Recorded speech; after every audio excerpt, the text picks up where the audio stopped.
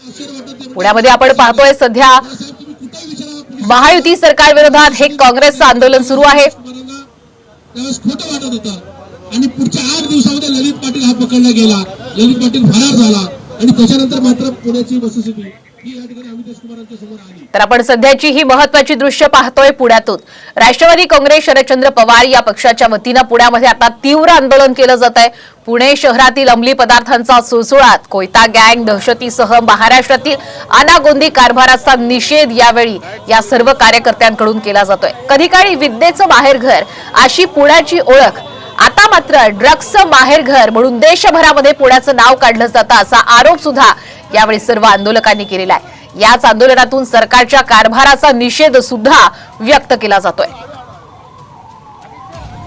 अधिकचे अपडेट घेऊयात आमचे प्रतिनिधी सागर आवाड यांच्याकडनं। सागर, आपण पाहतोय आता पुण्यामध्ये राष्ट्रवादी काँग्रेस शरदचंद्र पवार पक्षाच्या वतीने तीव्र आंदोलन केलं जात आहे। यावेळी आंदोलकांचं नेमकं म्हणणं काय?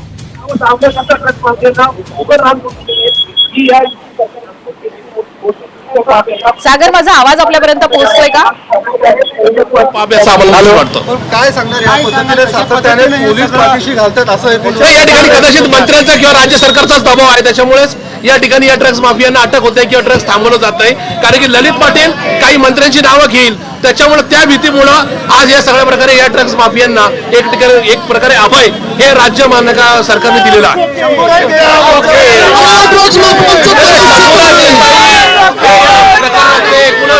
सूत्रधार आहेत का अशा प्रकारची त्या ठिकाणी शंका वाटायची अशा प्रकारचे चित्र आहे। कारण की शंभूराजे देसाई कुठल्या बारवर पबवर कारवाईच करायला तयार नाहीयेत।